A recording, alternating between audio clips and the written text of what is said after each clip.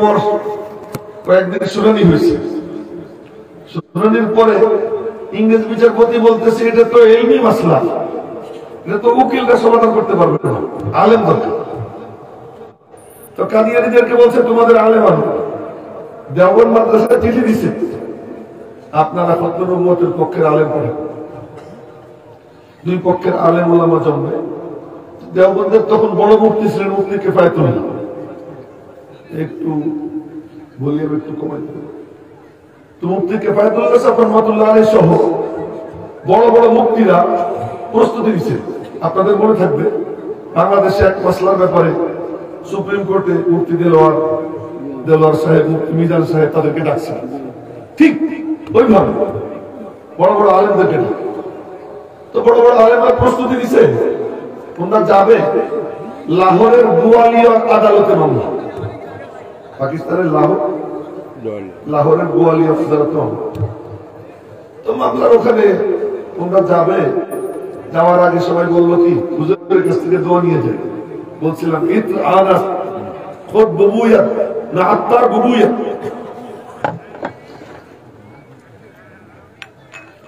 আতর ওইটাকে বল যে নিজের ঘেরা নিজে ছড়া। তোমরা বললেন হুজুরের কাছে দোয়া নিয়ে যায়। উনি তখন বিছানায় শোয়া, রক্ত ঝরতেছে। তো যে সালাম কালাম দিয়ে বলতে হযরত কাদিয়ানীদের বিরুদ্ধে মামলা, শুনানির জন্য আদালত আমাদেরকে ডাকছে, যাব, আপনার দোয়া নিতে। হযরত বললেন তোমারি তৈয়ারি कैसी हुई? আলহামদুলিল্লাহ हमने अच्छी तैयारी की। তোমাদের প্রস্তুতি কেমন? আলহামদুলিল্লাহ ভালো প্রস্তুতি নিছি। উনি বললেন আমি একটু ইন্টারভিউ নেই। अगर कादियानी ये पूछे तुम क्या कहोगे? अगर कादियानी ये सवाल करे तुम क्या जवाब दोगे? কাদিয়ানীরা যদি এই প্রশ্ন করে তোমরা কি জবাব দেবা? একটা একটা করে প্রশ্ন করলেন, কয়েক প্রশ্ন করার পর বললেন আলহামদুলিল্লাহ तुमने बड़ी अच्छी तैयारी की, मगर वो बड़े बक्कार है। তোমাদের প্রস্তুতি ভালো, কিন্তু ওরা বড় ধোঁকাবাজ। আমি শুয়ে শুয়ে যদি খবর পাই যে খতনা নবুয়তের পক্ষের আলেমরা হেরে গেছে, এটা আমি সহ্য করতে পারবো না, আমি যাব। আল্লাহু আকবার। আমি যাব বলে উঠে বসছেন, পাইলসের যে রক্ত পড়তেছিল রক্ত পড়া বন্ধ হয়ে গেছে। জোরে সুবহানাল্লাহ কওয়া। আমার গলা ভাঙা, একটু জোরে সরে বলেন না সুবহানাল্লাহ। এখন যখন ওরা রক্ত পড়া বন্ধ হয়ে গেছে, সবাই গোসল টোসল করাইয়া ওনারা সাজাইয়া গুজাইয়া ওনারা সাথে নিয়ে রওনা হয়েছে। আদালতে বিচারপতি তার আসনে বসা, এ পাশে কাদিয়ানী আলেম, এ পাশে হক্কানি আলেম, মুখোমুখি দাঁড়ানো, শুনানি চলছে। উনি চেয়ার নিয়ে অনেক পিছনে বসা, চেয়ারে বসা। এক পর্যায়ে কাদিয়ানী এক মৌলবী বলে কি ইমাম গাজ্জালী বলছেন খতনা নবুয়তের হাদিস জয়ীফ। কিতাব পড়ে শুনাইতেছে, কিতাব পড়ে শুনাইতেছে যে ইমাম গাজ্জালী বলছে খতনা নবুয়তের হাদিস জয়ীফ। আর ইমাম গাজ্জালী কতটা আমাদের কাছে গ্রহণযোগ্য। ইমাম গাজ্জালী যখন এই কথা বলছে সব হুজুররা হতভম্ব। আনোয়ার শাহ কাশ্মীরি রহমাতুল্লাহ এর পিছন থেকে বসে বলতেছেন উসনে ঝুট কাহা, আল্লাহু আকবার, ও মিথ্যা বলছে। বিচারপতি বলতেছে শুধু কিতাব দেখে বলতেছে, কিতাব আপনার হাতে নেন, এইবার মজার ব্যাপার দেখুন, কিতাব আপনার হাতে নেন। কিতাব বিচারপতি হাতে নিয়েছে, ইংরেজ বিচারপতি। পিছনে বসে বলতেছেন এত নম্বর পৃষ্ঠা খোলেন, কত নম্বর পৃষ্ঠা খুলছে, এত নম্বর লাইনে হাত দেন, কত নম্বর লাইনে হাত দিচ্ছে। এবার আমি পড়ি, আপনারা শোনেন। এখন আল্লাহু আকবার ভালো করে বলে না। বলছিলাম আতর ওইটারে বলে যে নিজের ধুল নিজে পিঠা, নিজের ঘেরান নিজে ছড়া, কারো বলে দেওয়া লাগবে না।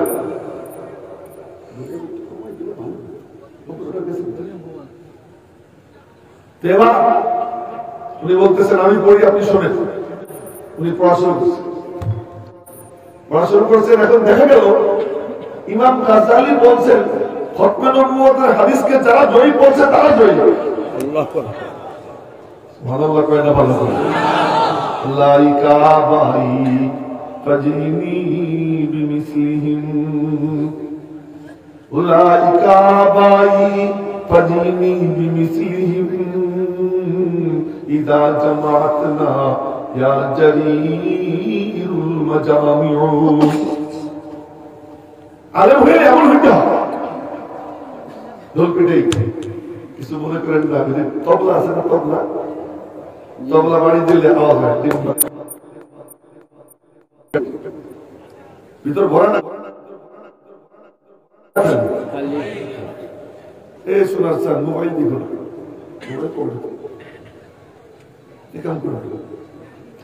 এখন তবলা বাজা আরবিতে বলে জওফুহু খালি সাউতুহু আলী, ভিতর তো ফাঁকা, আওয়াজ কি হয় নিচু।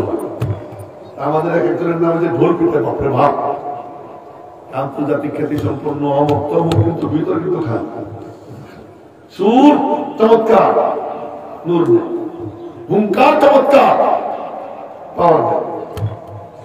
মাঝে মাঝে বলি আমাদের সুর আছে, নূর নাই, হুঙ্কার আছে, পাওয়ার নাই, যাওয়া কিছু আছে, নেওয়ার তরিকা জানে না। কথা বলতেছিলাম এবার যখন উনি বলছেন যে আমি পড়ি আপনি শোনেন, তো কিতাবের পৃষ্ঠা নম্বর লাইন নম্বর বইয়া মুড়ে যখন পিছন থেকে পড়া শুরু করছে, বিচারপতি কিতাব দেখে একবার ওনার চেহারা দেখে, ওনার পড়া শেষ হওয়ার পরে বলল হুজুর আপনি পিছনে কোনো সামনে আসেন, আরো আস্তে করে আপনারা সুবহানাল্লাহ, হুজুর আপনি পিছনে কোনো সামনে আসেন। এ বলে আমরা একবার তলে বাড়ি উলুমের উম্মত লক্ষ্য করবো, আমাদের আকামী কারা, আলেম হইলে কেমন হইতে হবে, এলেম সিনের মধ্যে কেমন ভরা ভরতে হবে সেটা একটু লক্ষ্য করি। শুধু সুর, হুঙ্কার, স্লোগান এ দিয়ে কাম হয় না, পাওয়ার লাগে। তো এখন বলে সামনে আসে, উনি উঠছেন, ওনার হাত ধরছে দুই পাশ থেকে দুজন, উনি বলছেন ছড়ো মুঠি, আমার ছেড়ে দাও। এরা মনে করবে খতমে নবুয়তের পক্ষের উকিল দুর্বল, না আমাদের ধরার দরকার নাই, আমি হাইটে যাবো, নিজে হেঁটে যাবো, নিজে নিজে হাইটে সামনে আসছে। আসার পরে বিচারপতি বলতেছে হুজুর আপনি বলেন, আমি যতক্ষণ বলবো কেউ কোনো কথা বলবেন, জি হুজুর কোনো কথা বলবেন, আপনি বলেন, আপনি বলেন। বলা শুরু করছেন কাদিয়ানী এক মৌলবী বলে কি দলিল দিয়ে কথা বলেন। উনি বললেন যে এখন তো আমি ভূমিকা দিচ্ছি, ভূমিকা আমার নিজে, এখানে কোনো দলিল নেই, যখন আমি মাসলার আলোচনা করবো তখন দলিল দিয়ে শুরু করবো, কিতাব রাখার জায়গা পাওয়া যাবে। আল্লাহু আকবার। ঐতিহাসিক এই মামলায় এরপরে উনি ভাষণ দিচ্ছেন 5 ঘন্টা। আল্লাহু আকবার। ওই বুড়া বয়সে 5 ঘন্টা ভাষণ দিচ্ছেন। ওই ভাষণে এক এক কিতাবের পৃষ্ঠে বলতেছেন, ওই কিতাবের ইবারত পড়তেছেন, আর কিতাব বিচারপতির সামনে যায়, বিচারপতি কিতাব দেখে আর রাখে, রাখতে রাখতে পুরো সামনের যা জায়গা ছিল সব ভরে গেছে, ভরে গেছে, কিতাব রাখার জায়গা নাই। বিচারপতি কিতাব বাদ দিয়ে কলমের কম ধৈরা হা করে চেয়ে গেছে।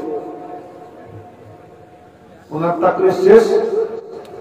এখন ইংরেজ বিচারপতি মন্তব্য করতেছে যে খোদার কসম অনেক লাইব্রেরি দেখছি, অনেক কুতুবখানা দেখছি বিশ্বের বিভিন্ন জায়গায়, কিন্তু এরকম কুতুবখানা দেখি। এরপরে মন্তব্য করে ইংরেজ বিচারপতি যে যতদিন আনোয়ার শাহ কাশ্মীরের মতো আলেম আছে ততদিন পর্যন্ত ইসলামের ক্ষতি কেউ করতে পারবে না। এখন আমরা কি করি, মিছিল করি, মানি না, মানবো না, মানতে পারি না, আল্লাহ রসুলের মানবো না। একজন গীত গায়, বাকি সবাই করে ঠিক ঠিক ঠিক, একজন গায়, বাকি সবাই করে ঠিক। আমি মাঝে মাঝে বলি সব মিশে কথা, আবার এখন ঠিক, তখনও ঠিক, এখনো ঠিক। কেন বললাম এই কথা, যে মিথ্যা কথা। আনোয়ার শাহ কাশ্মীর রহমতুল্লাহ 6 মাস ঘুমাইতে পারেন নাই, 6 মাস ঘুম আসে না। সবাই বলে ঘুমান না, কাঁদিয়ে নিরা যে নবীজি খতম নবুয়তের চেয়ার নিয়ে টানাটানি করতেছে, এই টেনশনে আমার ঘুম আসে। 6 মাস ঘুম। 6 মাস পরে আল্লাহর বান্দা ঘুমাইছে, জিজ্ঞেস করে হযরত কি ব্যাপার, আমার একই হয়ে গেছে যে কাদিয়ানী যে কাফের, এটা উম্মত বুঝে ফেলবে। এটা যখন মাথায় আসছে তারপরে ঘুমাইতে এরা বলে এসকে রসুল, এরা বলে আশা। আমরা এসকে স্লোগান দেই, কিন্তু কোথায় এসে নবীজি সাহাবায়ে কেরামের সামনে সবক পড়াইতেছে। আমি সবক পড়ানোই বলবো, নবীজি তো আর ভাষণ দিতেন না আমাদের মতো। নবীজি কি মুআল্লিম হিসেবে আসছেন উপর থেকে তালিম দিতেন। ওই তালিম, তার কথাটাই কোরআন, তার হাওয়া কোরআন, তার নামও কোরআন। उनका हाँ नहीं कहना है कुरान का जैसा, তিনি হা বললেও কোরআন, না বললেও কোরআন, মুস্কি হাসি দিলেও কোরআন, রাগ করলেও কোরআন, যা করেন তাই কোরআন।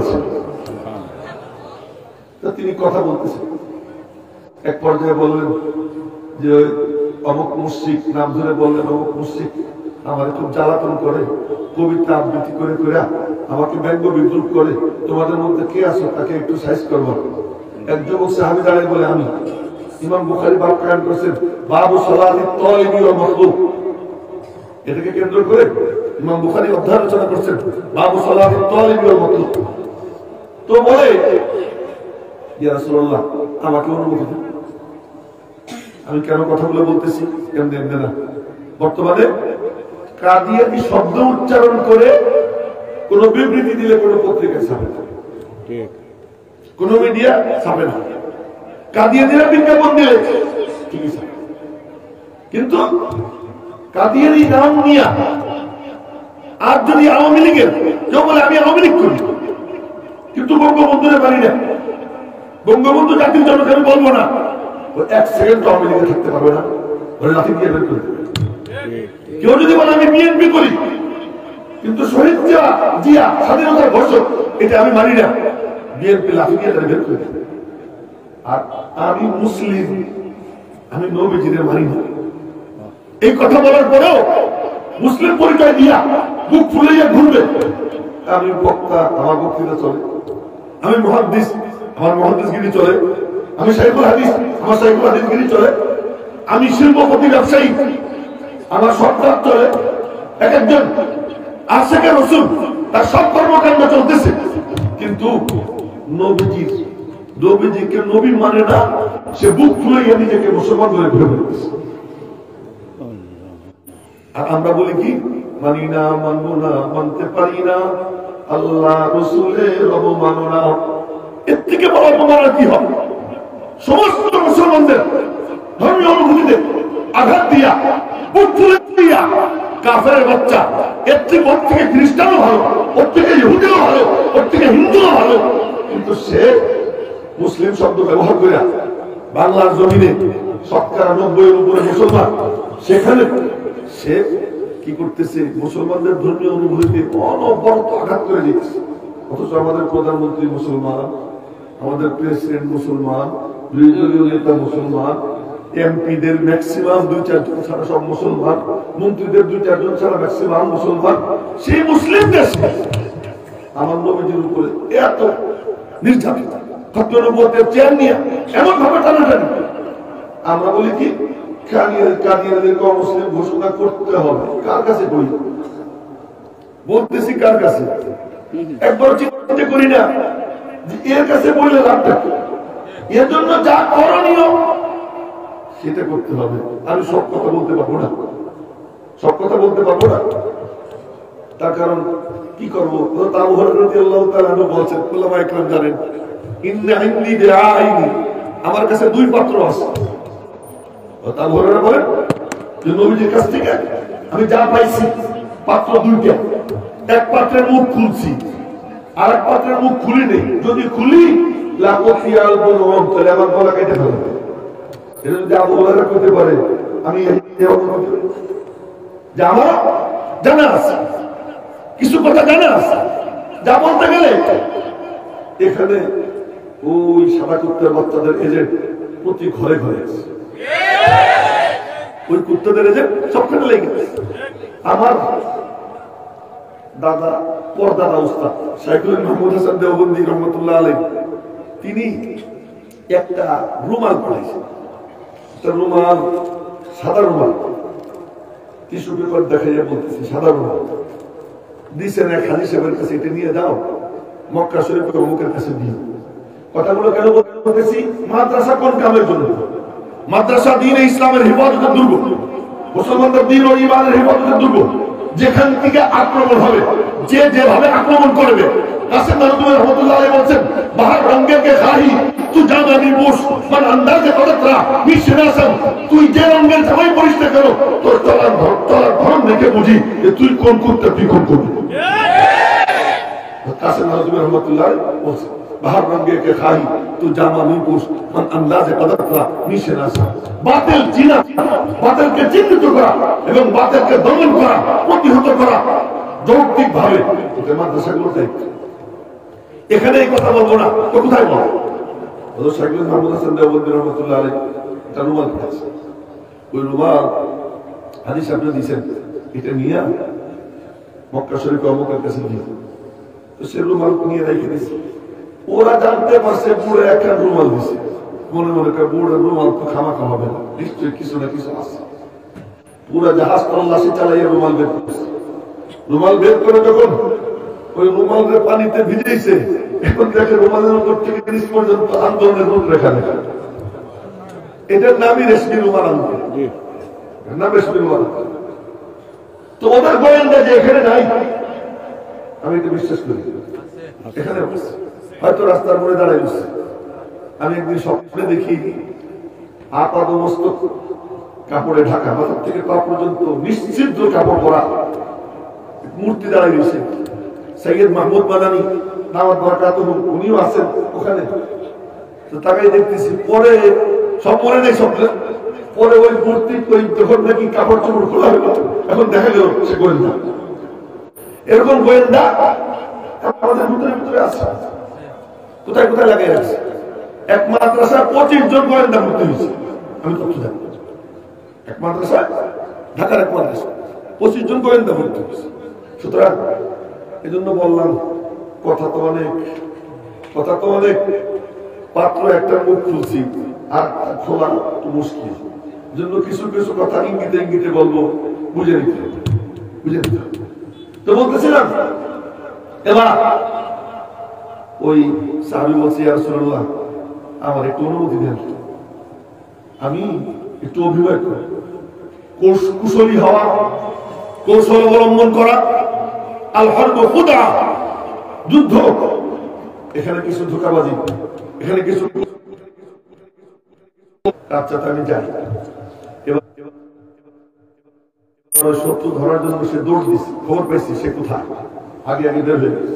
সে দৌড় দিচ্ছে, 12 মাইল দৌড় দিচ্ছে। তোমরা কি মরে গেছো না ঘুমাইছো? যুবক একটু জোরে সোরে কবর সুবহানাল্লাহ। 12 মাইল দৌড়েছে। এটা কি এই তেঞ্চুগঞ্জের রাস্তা? এটা কি গোলাপগঞ্জের রাস্তা? এটা এবড়ো খেবড়ো পথ, উঁচু নিচু পাহাড়, টিলা, বাড়ির ঢিবি, খুচা খুচা পাথর, এই পাথরের মধ্যে দিয়া 12 মাইল দৌড়েছে। দৌড়াইতে সময় নামাজের টাইম হয়ে গেছে। আমরা তো কুরবানির কাজের দিন মনে মনে করি আজকে মনে হয় নামাজ, কিন্তু ওই সাহাবী মনে মনে বলতেছেন নামাজ তো মাপ না। তো আল্লাহর কয়, আল্লাহ নামাজ না পড়লে তুমি না, নামাজ পড়তে গেলে নবীজির দুশমন হাত ছাড়বা, তোমারও আমি রাগ বানাবো না, নবীজির দুশমনও ছাড়বো না। নবীজির কাছে থাকলে ফতোয়া তাকে জিজ্ঞেস করতাম, নবীজির কাছে তো আমি নাই, এখন তো আমি দূরে, তা আমার ফতোয়া আমি দেই। বলতেছি আল্লাহ আমার ফতোয়া আমি দেই, মাঝখানে কোনো পর্দা নেই, মাঝখানে কোনো পর্দা নেই, মালিকের সাথে কথা বলছি, আমার ফতোয়া আমি দেই। আল্লাহ তুমি রাখতে পারবে কি? আমি দৌড়াবো আর নামাজ পড়বো। আল্লাহ আমি দৌড়াবো আর নামাজ পড়বো। এখানে ইমাম বুখারী বাব কায়েম করেন, বাবু সালাতিত তালিব ওয়াল মাতলুব। মাতলুব হলো কাফের, তালিব হলো সাহাবী। মাতলুব হলো কাফের, তালিব হলো সাহাবী। বাবু সালাতিত তালিব ওয়াল মাতলুব। তালিব মাতলুবের নামাজ, অনুসন্ধানকারী হলো তালিব, যাকে অনুসন্ধান করে সে হলো মাতলুব, অনুসন্ধানকারী। আর যাকে অনুসন্ধান করতেছে এর নামাজ।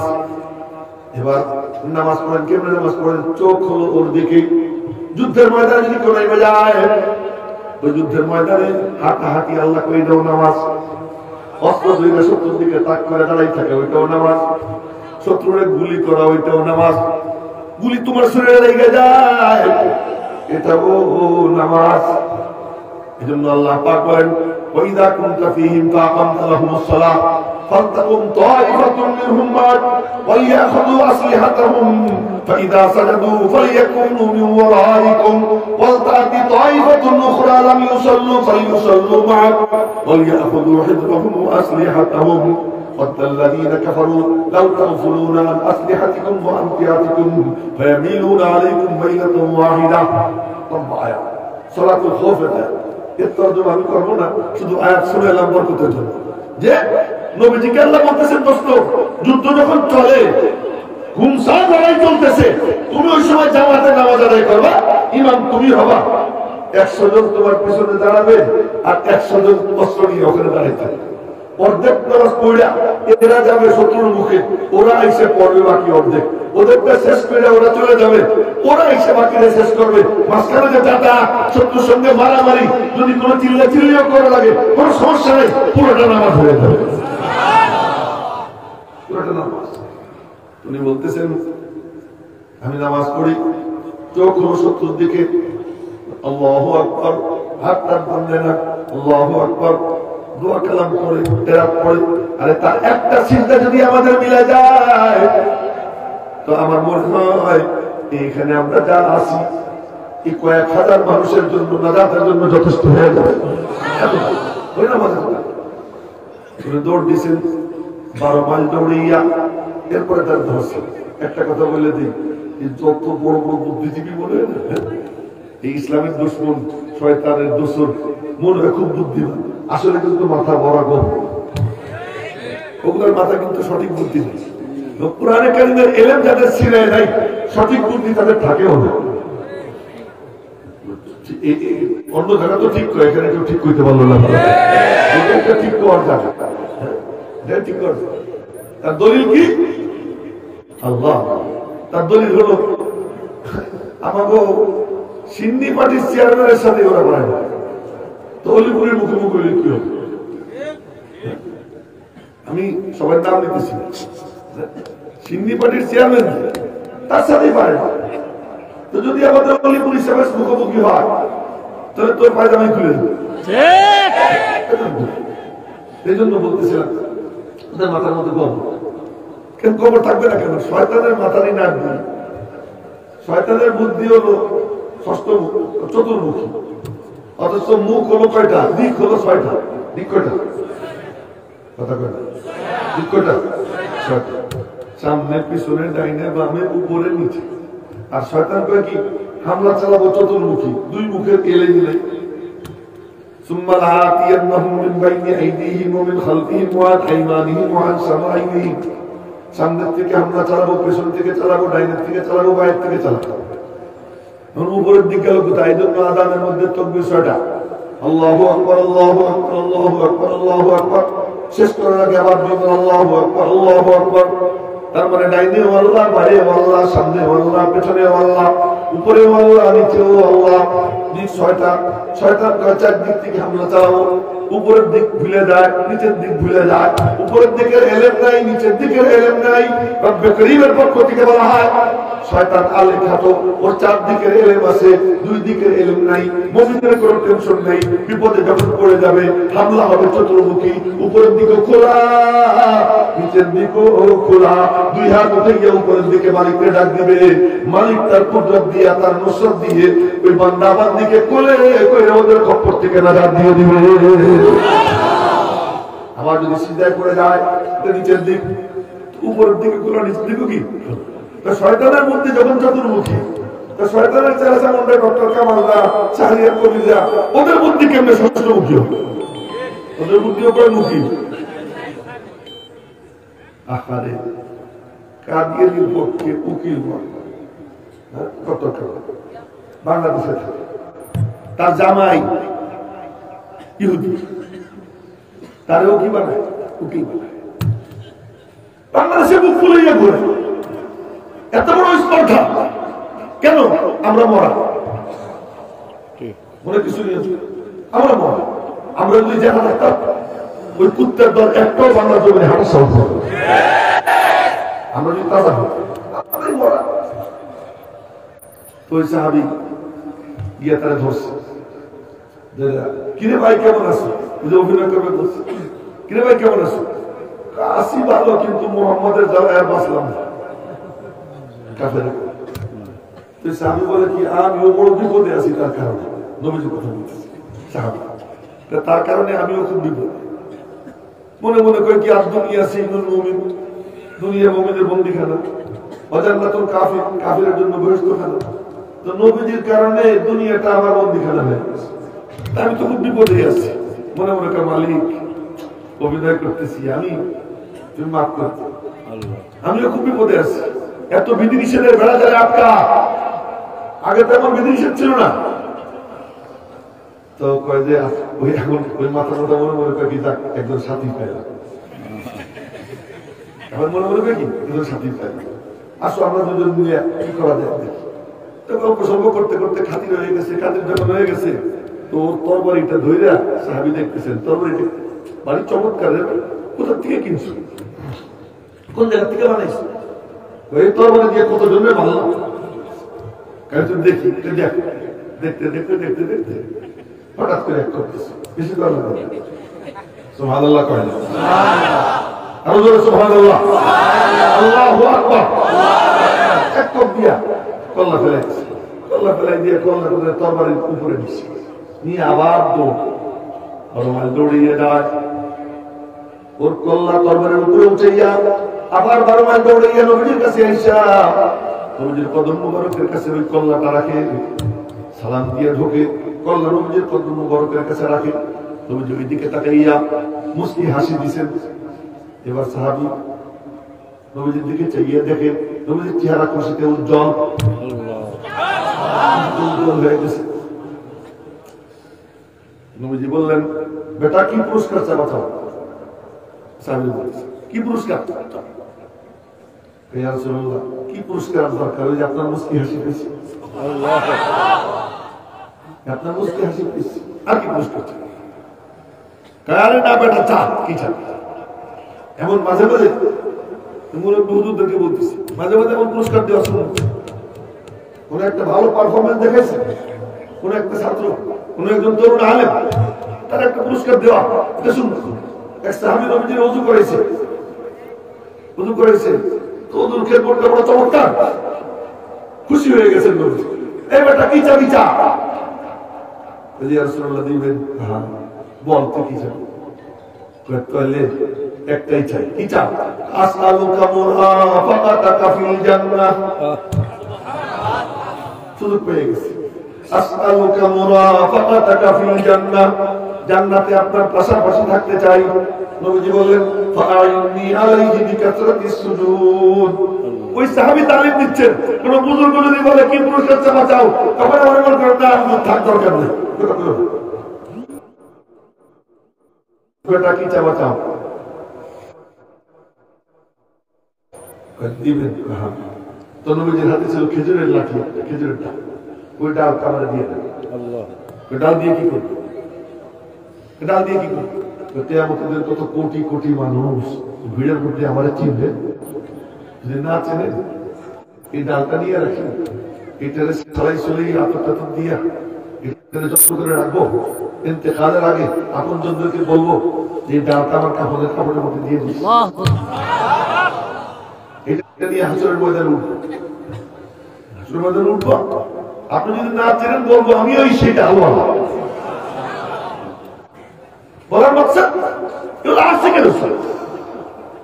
আসে কেন? জীবনের ঝুঁকি নিয়া 12-24 মাইল দৌড়াইছে, ফতোয়া জিজ্ঞেস করে এইটা করা জায়েজ হবে কিনা, ওইটা করা জায়েজ হবে কিনা, এইটা বৈধ কিনা, ওইটা বৈধ কিনা, এইটা আইন সম্মত কিনা, ওইটা আইন সম্মত কিনা। আজীব আশ্চর্য মুমিন সে এই খুঁজাখুঁজি ভালো করে বলতেছি, কথা বলতেছি আপন মানুষের মধ্যে, কথাগুলো নিতে হবে সেইভাবে।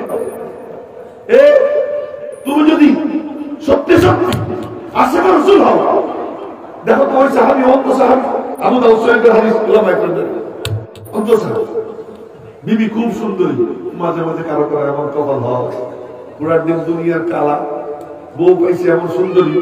ওই যে মুক্তাসারুল মাআনিতে এক সাহিত্যিক আছে না, জাহেজ, জানা আছে তো? জাহেজ এমন কালার কালা, চোখ ছিল এই জায়গায়, সবার চোখ তো এখানে, তার চোখ ছিল কি গুরুর উপরে, দেখতে কেমন দেখা যায়। এক বুড়ি ছোট্ট ছোট্ট বাচ্চাদেরকে বলতেছে, শয়তান দেখবি তোরা, শয়তান। বুড়ি মা কই শয়তান? ও যে জাহেজ এমন কালার কালা ছিল, জাহেজের দেখা দিয়ে শয়তান। জাহেজের বউ ছিল অপরূপ সুন্দর, ওই সময়কার সেরা সুন্দর, আল্লাহ মিলে দিছে কত। এখন বউ একদিন বলে কি, জাহেজ তুইও জান্নাতি আমিও জান্নাতি, তোর মতো কালার উপরে আমি সবর করি, আর আমার মতো সুন্দরীর উপর তুই শুকর দেখবো। সাবেরের জন্য জান্নাত, শাকেরের জন্য কি জান্নাত। তুমি আমার বাইরে শুক্র আদায় করো জান্নাত, আর তোমার মধ্যে এরকম বিদ্যুতের চেহারা, এর উপর যে আমি সফর করি, আমারও আল্লাহ জান্নাত দিয়ে দিবে।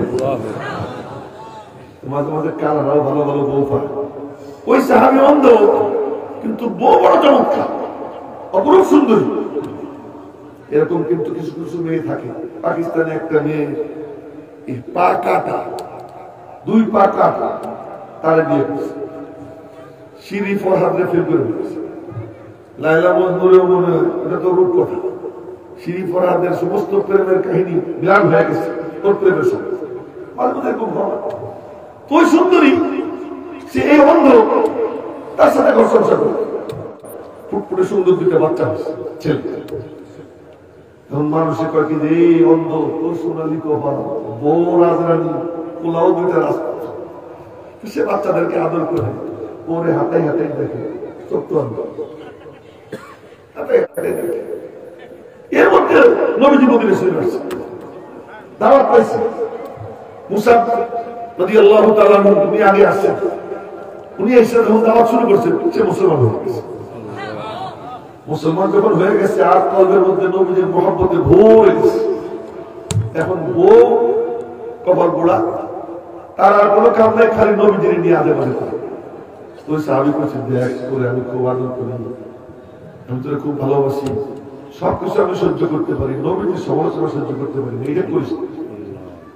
একদিন 2 দিন 3 দিন বারবার বলার পরেও যখন মানে না, এক রাত্রে বউয়ের পেটের মধ্যে তরবারি দিয়া দাঁতা মারছে, একদম পিঠ পর্যন্ত কেস কেস করে আওয়াজ হচ্ছে।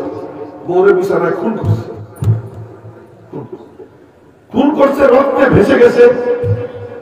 2 ছেলে 2 পাশে, তারা রক্তাক্ত। সে তো আর কিছু দেখে না, সে বাস ফেরেশ করে, সে তো নেকলেস করছে, মনে হয় নেকলেস করছে, নেকলেস করে ফ্রেশ হয়ে মসজিদে জামাতের সঙ্গে নামাজ পড়তে গেছে। খবর উঠে গেছে, নবীজি নামাজের পরে বললেন, মদিনা মনে করে আমার একটা খুন হয়েছে, কে খুন করেছ? খুনিকে? কেউ কোনো কথা বলে না। 1 বার 2 বার 3 বার অন্ধ মনে মনে বলে, স্বীকার না করলে কি হবে, মালিক তো বলে দেবে। স্বীকার না করে তো উপায় নেই, তার কারণ আল্লাহ পাক জিবরাইলকে পাঠিয়ে দিবে, যারা জানি তো হবেই। আমি বলে কাঁপতে কাঁপতে দাঁড়াচ্ছি, তাই বলি, ইয়া রাসূলুল্লাহ, আমার বিবি আমি খুন করছি। কেন? এই কারণ। নবীজি বললেন, ঘোষণা করে দাও, আমার এই সাহাবীর কোনো দোষ নাই, সে নির্দোষ। দমুহা হাদা, তার রক্ত মূল্যহীন। কি মেসেজ? এর থেকে মেসেজ যা দেওয়া নিয়ে নিতে হবে, মেসেজ নিয়ে নিতে হবে। আমি দিয়ে দিব মেসেজ না, যার যার মেসেজ সে সংগ্রহ করে নিবে। এটা কোনো ঢোল পিটিয়ে হয় না, এটা উত্তেজিত করে হয় না, এটা ভিতর থেকে ডাক আসতে হয়। আমি এই কাম, বড় রাত্রে মারছিল ওই ছেলেটা, ইয়াং ছেলে, বড় রাত্রে মারছে একেবারে মাইরা। এখন কি খালি গোপনে গোপনে প্রাসাদ ষড়যন্ত্র করে এসকো তো হয় ঢোল পিটে গিয়া, এসকো হয় জনসমস্ত চিৎকার দিয়া, খুব পাইতে দিয়া। তুমি এসকো দেখাবা, আবার গোপনে গোপনে লুকাইয়া লুকাইয়া আত্মরক্ষা করো, এ তো মেন। মারছে, মাইরা স্বীকার করছে আমি মারছি। আদালতে উঠছে মামলা। খুব সংক্ষেপে বলতেছি, আমি আর থাকতে পারবো না, কয়েক মিনিট। আদালতে উঠছে মামলা। আদালতে চূড়ান্ত শুনানির দিন উকিল বলছে বাপ মারে ওরা বললেন, ও যেন বলে আমার তখন ঘুষ জ্ঞান ছিল, খালি এতটুকু বলবে, বাকি যা করার আমি করবো। বয়স্ক আদালতে গেছে। আদালতে যাওয়ার পরে, যাওয়ার আগে মা বলতেছে, বাবা তুই কোনো কথা কইস না। মা আমার কোনো উকিল লাগবে না, আমার উকিল আমি। বাপে বলতেছে, বাপটাকে আব্বু আমার উকিল আমি। আদালতে যাওয়ার পরে উকিল তখন বলছে, আরে ওর ছেলে মানুষ বোঝে না, কি দেখি বলতেছি, ওর তখন হুঁশ জ্ঞান ছিল না। আরে তুই চুপ কর, আমি স্বেচ্ছায় সব জ্ঞানে আমার নবীর দুশমনকে হত্যা করছি, মোহাম্মদ নবীর আদালত আমার যা শাস্তি হয়ে যায় আমাদের শাস্তি হয়ে যায়। মা গিয়ে বলতেছে, কি রে বাবা এমন করিস কেন? মা তুমি চুপ করো, আমার দেরি হয়ে যেতেছে। কি দেরি হইতেছে? আমি ঘুমাইছিলাম না মা, স্বপ্নে দেখছি নবীজি চার খলিফারে নিয়ে আমার জন্য ফুলের মালা নিয়ে অপেক্ষা করতেছে। তিনি আমার ইস্তেকবারের জন্য অপেক্ষা আছে। আজীব ব্যাপার, নবীজির মিশনে যদি কেউ কাজ করে না, তো নবীজির কাছে খবর হয়ে যায়। সেই খবরের পরে নবীজি তার জন্য প্রস্তুতি নেন। উসমান গনি তারা যখন ঘিরে রাখছিল শত্রুরা, ওই সময় হাসান হুসাইন গিয়ে বলে, কি আঙ্কেল অনুমতি দেন, কয়েকটা সন্ত্রাসী আমরা দমন করি। উসমান বললেন, না রে তোরা যা, আমি সবল করব। হযরত আলী গিয়ে বললেন, ছেলেপেলের অনুমতি দিলে কি হয়, দেন না অনুমতি। না রে কি কি সমস্যা কি? হাসান হুসাইন তোরা বাইরে, আলী তুই আমার কাছে। আলীরে নিয়ে কানে কানে বলে, আমি কোরআন শরীফ পড়তে পড়তে একটু তন্দ্রা এসে গেছিল, একটু ঘুমাইছিলাম, নবীজির সঙ্গে দেখা হয়ে গেছে। তো নবীজি আমাকে বলছেন, উসমান তোরে যারা ঘিরে রাখছে আমি সব খবর জানি, তুই যদি চাস তুমি বদদোয়া করে দিই, ওরা সব শেষ হয়ে যাবে। আর যদি তুই চাস তাহলে সবর কর, আমি জানি তুই আজকে রোজা রাখছিস, আমি তোর জন্য ইফতারের আয়োজন করতেছি, সন্ধ্যার সময় তুই আমার সঙ্গে ইফতার করবি। আমি বলছি যে আমি সবর করবো, আপনার সাথে ইফতার করবো। নবীজি আমার বুকে হাত দিয়ে আদর করে দিচ্ছেন, নবীজির হাতের শীতলতা আমি অনুভব করতেছি। আলী দুনিয়া কিয়ামত হয়ে যেতে পারে, বিকেল বেলা আমার মাহবুবের সঙ্গে ইফতার করে আমার কেউ ঠেকে রাখতে পারবে না, তার সাথে ইফতার করবো। এই মিশনে যে থাকে খবর হয়ে যায়।